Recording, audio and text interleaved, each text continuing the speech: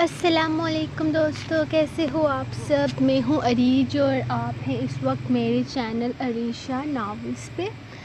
تو ابھی میری لائٹ آئی ہے تو میں نے سوچا کہ میں پہلے ریکارڈنگ کر لوں اور پھر لائٹ چلی جائے گی 12 بجے، کیونکہ یہاں پہ ہمارا سسٹم ہے 2 گھنٹے جا رہی ہے، 1 گھنٹہ لائٹ دے رہے ہیں اور جس گھنٹے میں وہ لائٹ دے رہے ہیں اس میں بھی 12 منٹ کے بعد بجلی لے جاتے ہیں اور پھر بجلی واپس آتی ہے تقریباً 28 منٹ پہ، اور پھر تھوڑی دیر کے بعد یہ پھر سے بجلی لے جاتے ہیں۔ یہاں پر اچھے خاصے دھرنے دیے جا رہے ہیں، کل سے لوگ بیٹھے ہوئے ہیں سڑکوں پہ، لیکن ابھی تک عمل میں نہیں لایا گیا۔ تو جو تھوڑا تھوڑا کام ہمارا چل رہا ہے یو پی ایس پہ، اسی پہ تھوڑا تھوڑا کر رہے ہیں، لیکن نیٹ کا بڑا مسئلہ بنا ہوا ہے، کیونکہ اوبیسلی وہاں پہ مین آفس میں لائٹ ہوگی تو ابھی نیٹ بھی آئے گا نا، تو نیٹ کا بڑا مسئلہ بنا ہوا ہے۔ لائٹ کا تھوڑا حل ہوتا ہے تو نیٹ کا شروع ہو جاتا ہے، نیٹ کا حل ہوتا ہے تو لائٹ کا شروع ہو جاتا ہے۔ اس وقت میں بالکل سڑک پہ کے پاس بیٹھی ہوئی ہوں، مطلب کہ اپنی چھت پہ آئی ہوئی ہوں، اور نیچے سڑک سے مطلب بہت ساری گاڑیاں نکل رہی ہیں، تو آپ اس آواز کو اگنور کریں، آپ میری آواز سنیں۔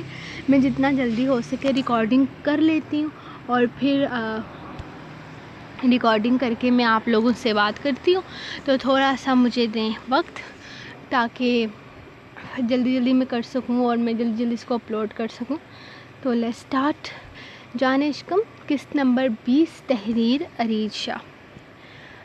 ارے یہ محترمہ صبح صبح کہاں جا رہی ہیں؟ وہ اپنے کمرے میں تیار ہو کر باہر نکلا تھا۔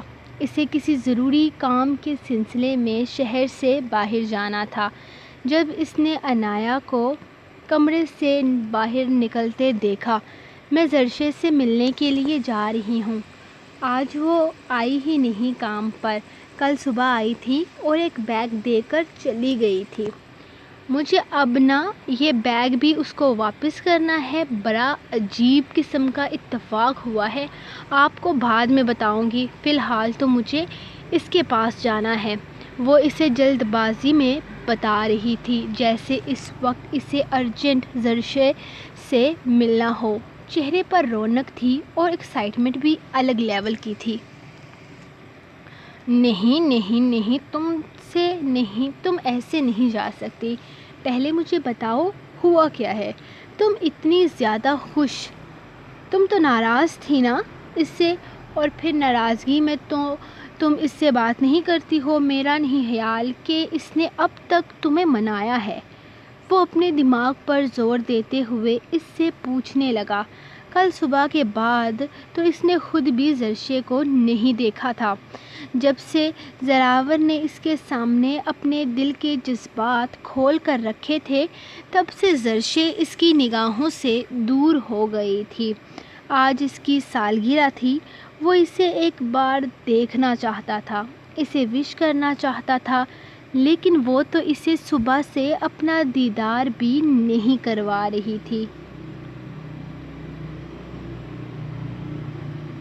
آج وہ صبح صبح شہر کے لیے نکلنے والا تھا، اس لیے اس نے خود ہی کہہ دیا تھا کہ اس کا ناشتہ نہ بنایا جائے، ورنہ یقیناً زرشے حویلی میں ہی نظر آتی۔ نہیں، اس نے مجھے نہیں منایا، لیکن آج اس کا برتھ ڈے ہے نا، تو اس کی ساری غلطیاں معاف۔ اب بھائی، آپ کو تو پتہ ہے میرا دل کتنا بڑا ہے، وہ اس کی برتھ ڈے پر میں اسے معاف کر سکتی ہوں، اس نے فرضی کالر جھاڑتے ہوئے کہا۔ تو زراور دلکشی سے مسکرا دیا۔ جی ہاں، بالکل صحیح فرما رہی ہیں آپ کا دل بہت بڑا ہے اور آپ سب کو معاف کر دیتی ہیں، اور مجھے یقین ہے تم اسے بھی معاف کر دو گی، وہ شرارتی انداز میں کہتا۔ اینڈ پر بالکل سیریس ہو کر بولا۔ عنایا جیسے اس کی بات کی گہرائی کو سمجھ گئی تھی۔ مجھے کسی سے کوئی گلہ نہیں بھائی، میں جانتی ہوں جہاں غلطی میری ہے وہاں جھکنا مجھے ہی پڑے گا، اور میں نے معافی مانگی تھی، میں نے کہا تھا مجھ سے غلطی ہو گئی ہے، وہ مجھے معاف کر دیں اور اپنی زندگی جیسے چاہیں گزاریں۔ میں نے کبھی ان کے پیر میں بیڑیاں نہیں ڈالی، بلکہ وہ تو خود مجھے بوجھ کہہ کر چھوڑ کر چلے گئے تھے، لیکن میں نے نہیں چھوڑا، میں نے اس شخص کو آج بھی نہیں چھوڑا، کیونکہ چھوڑنے کا حق میں نے صرف اس کو دیا تھا، اور یہ حق آج بھی اس کے پاس محفوظ ہے۔ وہ آج چھوڑے یا کل اسے اجازت ہے۔ میں نے غلطی کی، میں نے معافی مانگی، انہوں نے معاف نہیں کیا بلکہ سزا دی، اور میں اس سزا کو سہ رہی ہوں۔ اور میں جانتی ہوں جس دن یہ سزا ختم ہو جائے گی شاید سب کچھ ٹھیک ہو جائے گا، سب کو سکون مل جائے گا، اس گھر کے بیٹے اس گھر میں واپس آ جائیں گے۔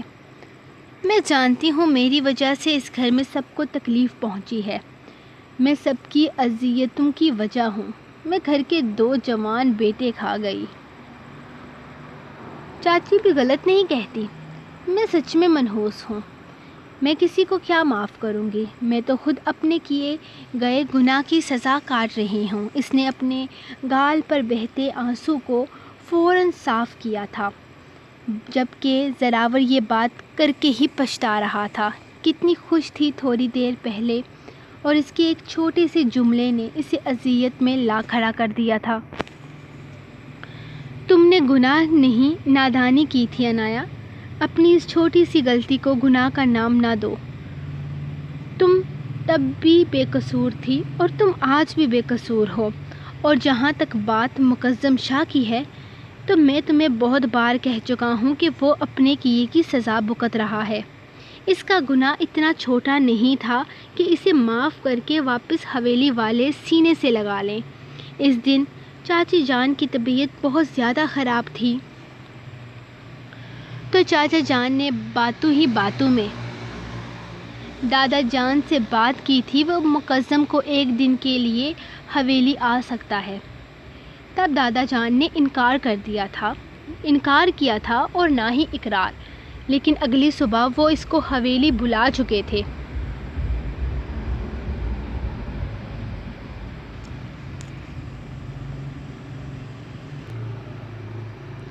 دادا جان نے اس وقت تو کسی سے کچھ نہیں کہا، لیکن وہ بہت زیادہ خفا ہوئے تھے چاچا جان کے اس فیصلے پر، اور انہوں نے صاف الفاظ میں چاچا جان کو منع کر دیا تھا کہ دوسری بار ایسی غلطی نہیں ہونی چاہیے، کیونکہ وہ جانتے ہیں کہ مقدم کو دیکھ کر تمہیں تکلیف ہوتی ہے، اور انہوں نے وعدہ کیا ہے کہ ایسا دوبارہ نہیں ہوگا۔ وہ اسے دیکھ کر جیسے صفائیاں دے رہا تھا۔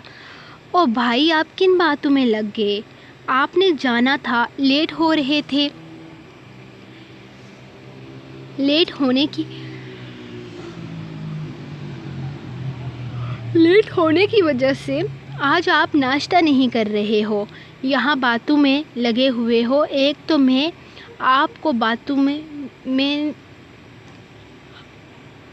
میں نے بھی باتوں میں لگا دیا۔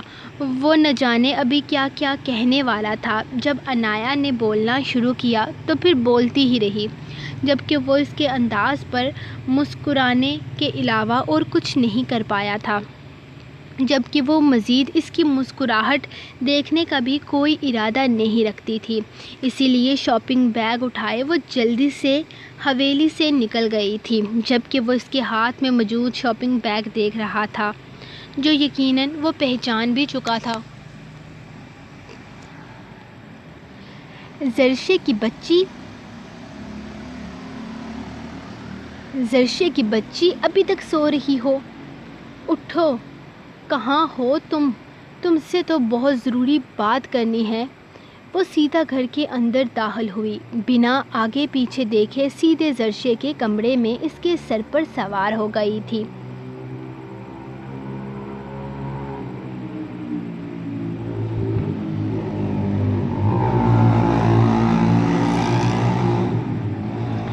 اسے خاموشی سے بیڈ پر لیٹے دیکھ اس نے یہی سوچا تھا کہ وہ سو رہی ہے۔ ایک لمحے میں وہ اس کا بازو پکڑ کر اسے بٹھا چکی تھی۔ کیا ہو گیا ہے انایا؟ کیا قیامت آ گئی ہے جو تم اس طرح سے طوفان مچاتے ہوئے آ رہی ہو؟ وہ اس کے شور مچانے پر اسے دیکھتے ہوئے کہنے لگی، جبکہ امی جان نے ان کے انداز پر مسکراتے ہوئے ان دونوں کو ان کے حال پر چھوڑ دیا اور اپنے کام کرتی رہی۔ ارے یار، طوفان بھی آیا ہے اور جب تم میری بات سنو گی تو شاید قیامت بھی آ جائے گی۔ یہ دیکھو، یہ وہی ڈریس ہے جو تم نے کل پسند کیا تھا۔ دیکھو یہ وہی ہے نا، اور یہ ہمارے شاپنگ بیگز میں کیسے آیا؟ اس دکان والے کو ہم پر رحم تو نہیں آ گیا؟ لیکن میرا نہیں خیال کہ اس دکان والے نے ہماری باتیں سنی تھی، لیکن پھر یہ ڈریس میرے بیگ میں کیسے آیا؟ مجھے سمجھ میں نہیں آ رہا۔ مجھے تو یقین ہی نہیں آ رہا کہ جس ڈریس کو تم نے ایسی محبت سے دیکھا وہی ڈریس ہمارے سامان میں آ جائے گی۔ یہ تو قدرت کا کوئی حسین اتفاق لگتا ہے۔ وہ اس کے انداز پر مسکرائے بنا نہ رہ سکی۔ میری پیاری سہیلی، یہ ڈریس فالتو میں نہیں آئی ہے، اور نہ ہی یہ کوئی معجزہ ہے، بلکہ تمہارے بھائی کو یہ لگا کہ یہ ڈریس تمہیں بہت زیادہ پسند آئی ہے، اس لیے تمہیں گفٹ دینے کے لیے شاید انہوں نے یہ خریدی ہے، جو غلطی سے کل رات میرے سامان میں آ گئی تھی، تو میں تمہیں دینے کے لیے کل یہ واپس کر کے آئی تھی۔ اور یہ تمہاری ہے، جو کہ شاید تمہارے بھائی نے تمہارے لیے گفٹ کے طور پر لی تھی۔ وہ اسے بے حد نرمی سے سمجھاتے ہوئے بولی تھی، کیا زراور بھائی نے اسے خریدا ہے؟ لیکن میرے لیے کیوں؟ یہ تو تمہیں پسند آئی تھی نا، اور مجھے تیری پسند بالکل بھی پسند نہیں ہے، تو میں تو اس کو لے کر کیا کروں گی؟ یہ تمہیں پسند آئی تھی نا، تو تم رکھ لو۔ وہ فوراً اسے دیکھتے ہوئے بولی۔ اسے اپنی اس پیاری سی دوست پر بہت پیار آیا تھا، جو بنا سوچے سمجھے اتنی قیمتی ڈریس اس کے حوالے کر رہی تھی۔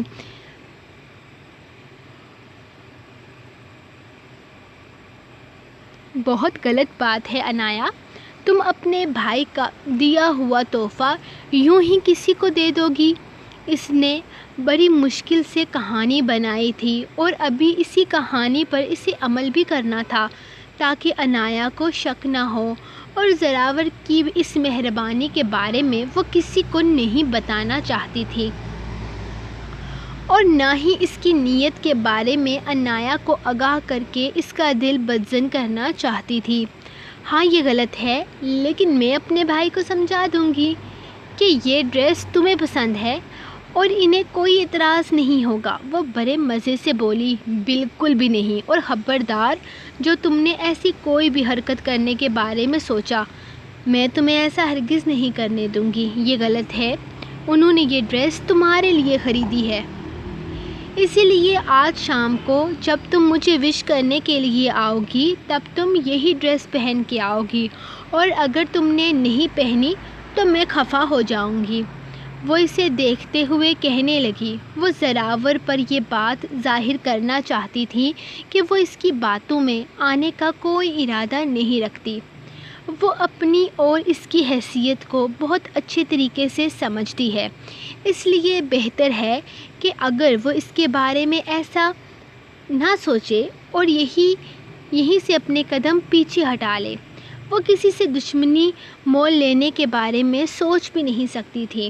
اس کے ماں باپ نے اتنے سال اس حویلی میں گزارے تھے،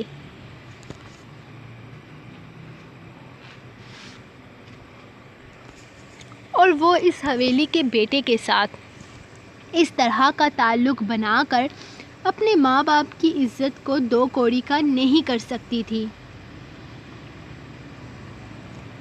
تم بہت بری ہو، بہت زیادہ بری، میں نہیں بولتی تم سے۔ وہ ڈریس اٹھا کر کھڑی ہوئی، جبکہ اس کے ساتھ ہی زرشیں بھی اٹھ گئی تھی۔ اس کے چہرے پر گہری مسکراہٹ تھی، کیونکہ وہ جانتی تھی کہ اس نے انایا کو بہت آسانی سے منا لیا ہے۔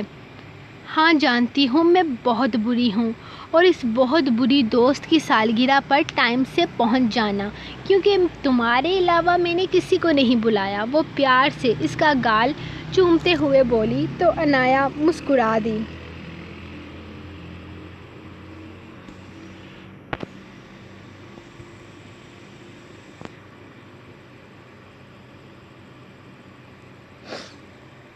شام 5 بجے کا وقت تھا جب اس کی واپسی ہوئی۔